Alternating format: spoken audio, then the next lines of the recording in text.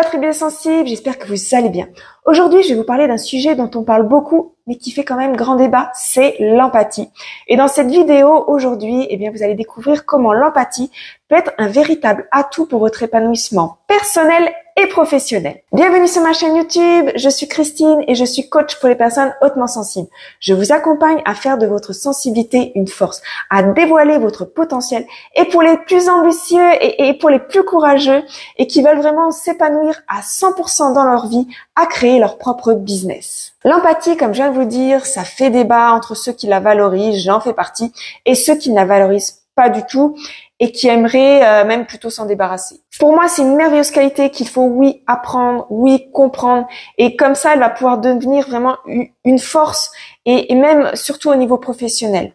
L'empathie, c'est différent de la sympathie ou de la compassion. Avec la sympathie, il y a un partage des émotions, il y a une préoccupation pour l'autre, il y a une sorte de proximité affective qui va être en plus. Il y a comme un jugement moral qui dit « j'approuve le sentiment que ressent l'autre ». Avec la compassion, il y a une perception de la souffrance de l'autre et une volonté. Ça, c'est la différence, cette volonté de vouloir soulager les maux de l'autre.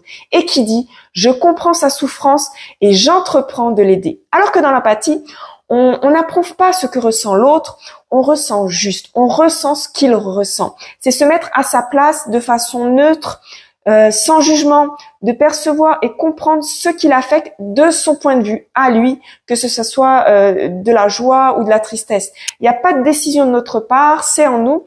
Ça vient comme ça, avec n'importe qui, et c'est pour ça que des fois, quand on est au milieu d'une foule, on peut se sentir étourdi par toutes ces émotions qu'il y a autour de nous.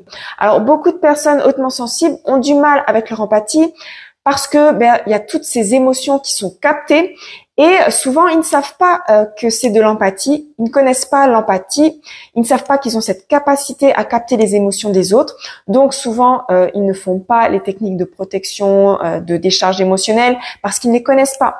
Alors, je vais pas vous faire dans cette vidéo une vidéo où je vous donne les techniques, j'en referai d'autres.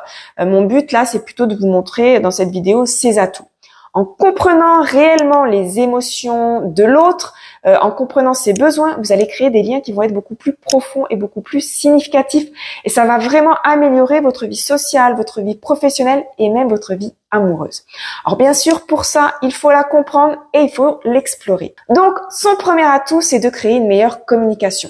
En comprenant les émotions, en comprenant les perspectives de l'autre, sans juger, ça permet de mieux communiquer, de faire une communication efficace et aussi d'ajuster votre langage et aussi votre comportement pour mieux répondre aux besoins de l'autre. Deuxième atout, ça va favoriser des relations avec l'autre plus significatives.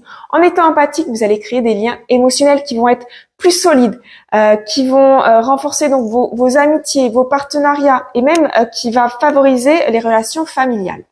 Troisième atout, l'empathie permet de résoudre des conflits de façon constructive. En comprenant les points de vue de l'autre, en comprenant les sentiments de l'autre, vous pouvez trouver des solutions qui vont répondre aux besoins de chacun et ça peut favoriser la réconciliation.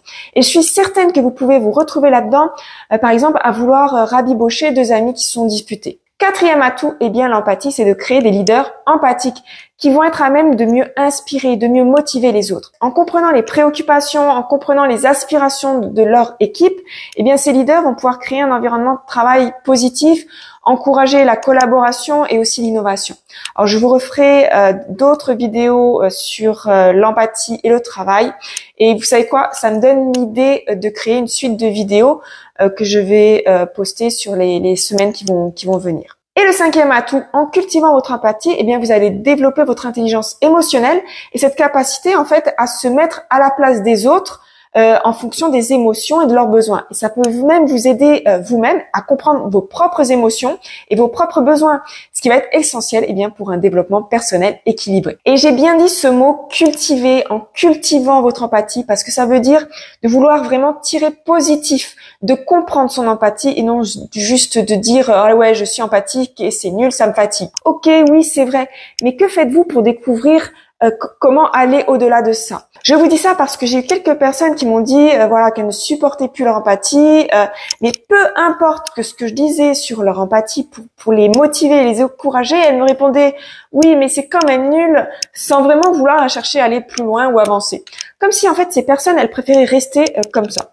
Alors je juge pas, chacun est à son stade, c'est parfait comme ça. Par contre, si ces personnes véhiculent cela en majorité, eh bien d'autres pourraient les croire cette version et limiter leur avancée à eux-mêmes. C'est pourquoi moi j'ai décidé de véhiculer une autre version. Alors je suis pas la seule, il y en a d'autres qui véhiculent cette version et ça c'est top. Ne sous-estimez pas cette importance de votre empathie. C'est bien plus qu'une simple qualité. Je vais même utiliser ce mot que je suis pas fan parce que ça fait un peu too much. C'est comme un super pouvoir qui peut vraiment enrichir tous les aspects de votre vie. Alors je me répète, travaillez dessus. Et en tant que coach, eh bien je suis là pour vous y aider. Vous pouvez me contacter via la messagerie d'Instagram avec la tribu des sensibles ou avec les liens que j'ai mis dans la description YouTube. Vous pouvez me laisser aussi vos retours d'expérience et de réflexion en commentaire. Mettez aussi un pouce levé pour m'aider à faire voir cette vidéo au maximum sur YouTube. Abonnez-vous aussi à mon compte si c'est pas encore fait. Merci d'avoir écouté cette vidéo. Prenez soin de vous et je vous dis à très vite pour une prochaine vidéo et pour un prochain sujet. Bisous!